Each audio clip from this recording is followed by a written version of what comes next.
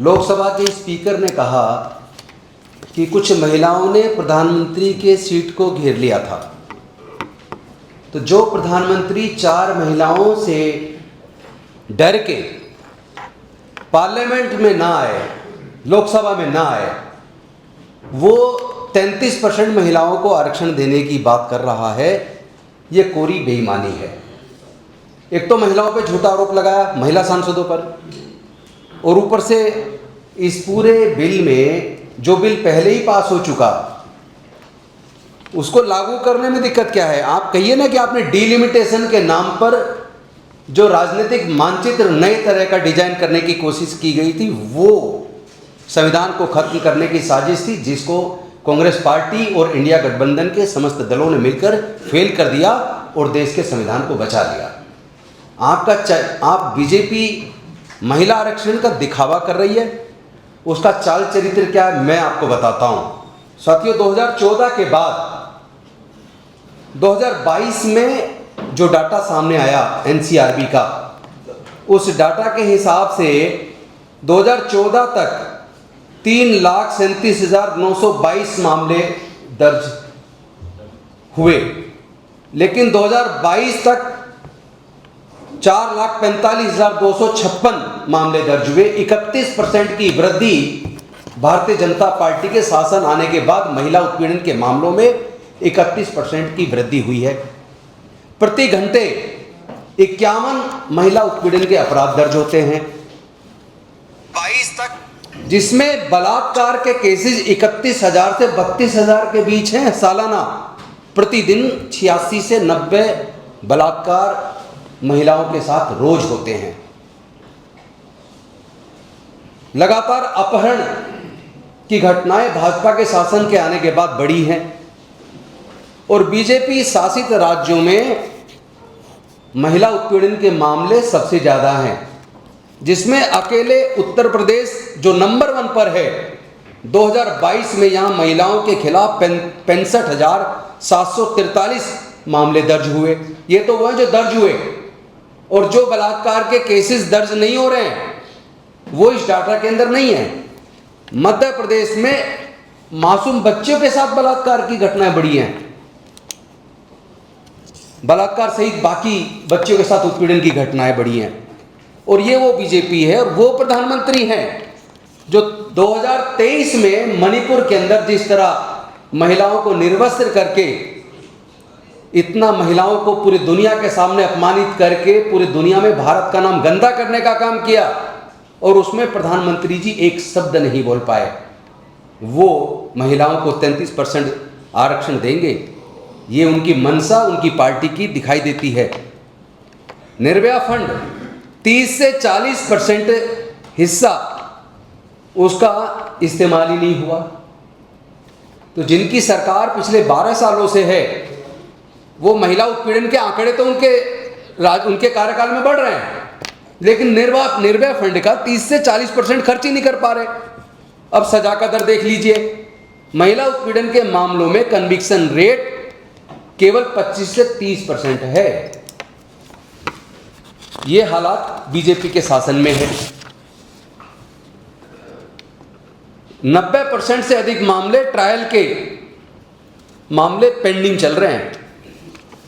और जानते हो कारण क्या? निष्कर्ष क्या निकला? निष्कर्ष निकला सुरक्षा का अभाव। बेटी बचाओ बेटी पढ़ाओ के भारी भरकम विज्ञापनों के बावजूद वास्तविक सुरक्षा के लिए पुलिस सुधार और बुनियादी ढांचे सीसीटीवी, स्ट्रीट लाइट की कमी है। दूसरा, प्रशासनिक ढिलाई।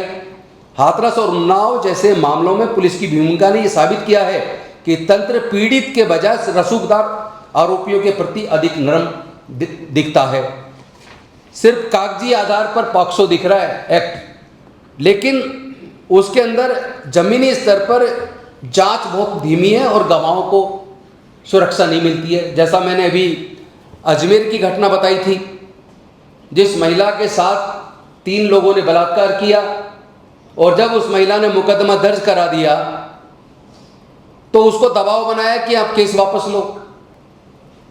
जिस तारीख को उसका बयान होना था उससे एक दिन पहले उसके घर पे जाके उसको कहा कि केस वापस लो, समझौता करो। जब उसने मना किया तो आप ही के उस बीजेपी के राज्य में जहां आपकी सरकार है, उस महिला के माँ, उसके चाचा चाची के कुल्हाड़ियों से हाथ पैर काट दिए गए। वो आज भी हॉस्पिटल में है और दोषी गिरफ्तार नहीं हुए। जब मैंने प्रेस कॉन्फ्रेंस की उसके बाद दोषी गिरफ्तार हुए हैं। ये हालात बीजेपी शासित राज्यों की है। और मजे की बात देखिए, रिसेंट रिपोर्ट एडीआर की, वो बताती है, ये बताती है 134 sitting MPs and MLAs in India face accusations in cases involving crime against women. और उसमें सबसे ज़्यादा बीजेपी के हाईएस्ट जो एमपी और एमएलए महिला उत्पीड़न के मामलों में बीजेपी के हैं। 134 में से 44 केसेस अकेले बीजेपी के सांसदों और विधायकों के खिलाफ महिला उत्पीड़न के दर्ज हैं। एक महत्वपूर्ण बात आपको बताता हूं, 2018 में खुद सोनिया गांधी जी के बारे में बहुत ही अपमानजनक शब्द प्रधानमंत्री जी ने कहे थे। महिला आरक्षण की बात करने वाले, महिलाओं के बारे में वाहवाही लूटने की कोशिश झूठ बोलकर करने वाले कहते हैं अपनी स्पीच में, ये कांग्रेस की कौन सी विधवा थी जिसके खाते में पैसा जाता था। ये सब दिन क्या है प्रधानमंत्री रहते हुए आदरणीय सोनिया गांधी जी के बारे में।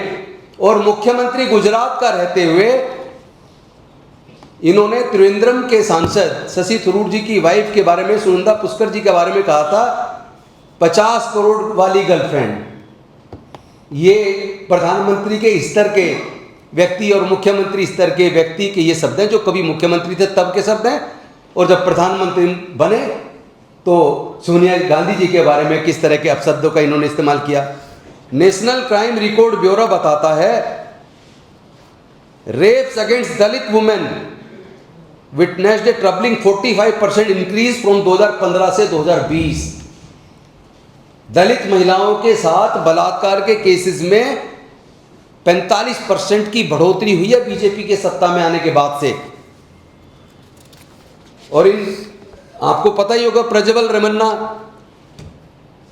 उस केस में उनकी प्रचार के लिए खुद प्रधानमंत्री जी जाते हैं। तो बीजेपी से अलायंस वाली पार्टी के लोगों के खिलाफ केसेस आपको पता है। बीएचयू का मामला आपको याद ही होगा कि बीजेपी के 3 पदाधिकारियों ने बीएचयू की छात्रा के साथ सामूहिक बलात्कार किया। तो ये वो बीजेपी है जो कठुआ के अंदर बलात्कारियों के साथ खड़ी हुई, जिसके एक नेता कुलदीप सेंगर खुद सजा काट रहे हैं आज महिला बलात्कार और हत्या और उत्पीड़न के मामलों में। तो ये चाल चरित्र है।